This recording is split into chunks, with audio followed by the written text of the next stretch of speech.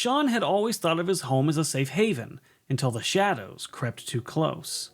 What began as a series of strange occurrences escalated into a terrifying encounter that would haunt him forever. Hello, I'm Erudite and welcome to Moonskull. If you're looking for tales of horror, the paranormal, sci-fi, and the unexplained, then you are in the right place. I'll tell you 4,000 wonderful fear addicts, as well as a 30% closet horror buffs who still haven't subscribed yet, the story I was just talking about. But first, let me show you how you could show us your support. If you enjoy our spine-tingling tales and want to keep the nightmares coming, make sure to hit that like button, subscribe, and turn on the notification bell. You can also support us by using the donation link on the screen, which can be found in the description of the video. Your support helps us keep bringing you these wild stories from the unknown. Now, let's dive deep into Sean's chilling experience. In the weeks leading up to the fateful day that we're going to be discussing, Sean, a teenage boy, had begun to notice unsettling occurrences around his 3-story house. It wasn't just him. His entire family felt the heaviness in the air, a sort of unease that clung to them like a thick humidity on a summer night. One night, around 3 a.m., Sean's uncle stepped outside to toss out the trash. As a night owl, the hour was no stranger to him. But as he stood in the cold darkness, a prickling sensation crawled up his spine. His eyes darted to the shadows pulling around the family van parked in the driveway. Something was lurking there, something he couldn't quite see. He shook off the sensation, convincing himself it was just the late hour playing tricks on him. Little did they know, this was just the beginning of a series of bizarre events that would plague their home. Not long after, Sean's mom began to find her belongings out of place. Items in her car were moved or missing entirely.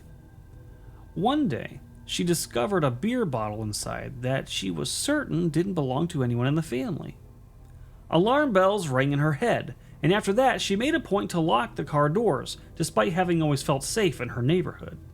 Meanwhile, Sean found himself in his 3rd-floor bedroom, which overlooked the front yard. At night, he would hear faint footsteps on the creaky stairs leading up to the front door. They groaned beneath the weight of anyone walking up to them, but there was something about the noise that felt different, almost ominous. One night, after watching a horror movie, Sean decided to sleep in his grandma's room, hoping to escape the unsettling atmosphere of his own. He crafted a makeshift tent on the floor, but sleep eluded him. Glancing at the security monitor, he could see the driveway, and then he spotted him. A tall figure standing at the edge of the camera's view. Heart racing, Sean's mind whirled as he hoped he was just imagining things. No one had arrived home as he checked the family group chat for any late-night comers. But when he glanced back at the screen, the figure was gone, replaced by the empty driveway, leaving Sean with an icy dread creeping into his chest. Fast forward to about a month later, and Sean found himself home alone. Everyone else was at work or school, and the house was eerily quiet. Just as he scrolled through TikTok, he heard it, a faint hum of a car engine and a man's voice outside. Curiosity piqued, Sean peered out the window and saw a golf cart parked in the driveway with a man in a blue shirt standing beside it. He didn't seem tall, but an unsettling energy radiated from him.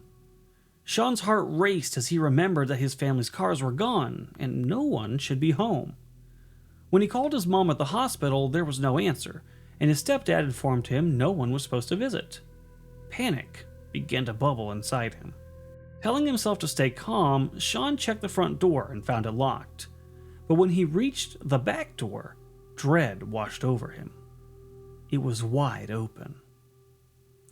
He slammed it shut and locked it just as he heard it, the rattling of the doorknob. Someone was trying to get in. Turning back, he caught a glimpse of the tall figure in the monitor, a haunting reminder of the dread that he'd felt weeks earlier.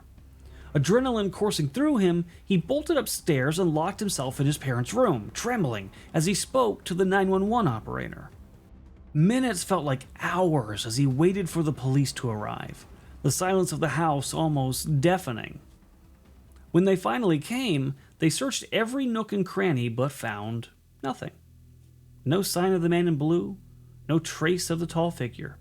The police reviewed the footage, but it showed nothing but shadows flitting across the screen.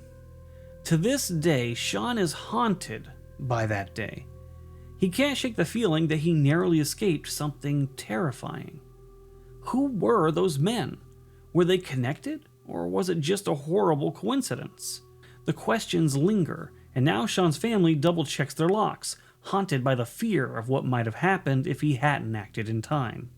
A few years later, he was back in the neighborhood and spotted a golf cart almost identical to the one he remembered from that day. As he walked by, the chilling memories flooded back, reminding him of the nightmare he thought he had left behind. Some things are better left in the dark, but the fear of that day will always remain. And there you have it, folks, a haunting tale of a seemingly ordinary day that turned into a horrifying ordeal. What do you think happened to Sean? Was he actually seeing the figure of a man in his golf cart? Or was this some sort of figment of his imagination, perhaps from being too tired or something? Let me know your thoughts in the comments down below. And if you want more of this kind of wild, paranormal, real-life madness, make sure to smash that like button and hit subscribe, because we got plenty more where this came from. I'm Erudai, and until next time, stay curious, stay cautious, and remember, sometimes the scariest things are the ones we can't explain.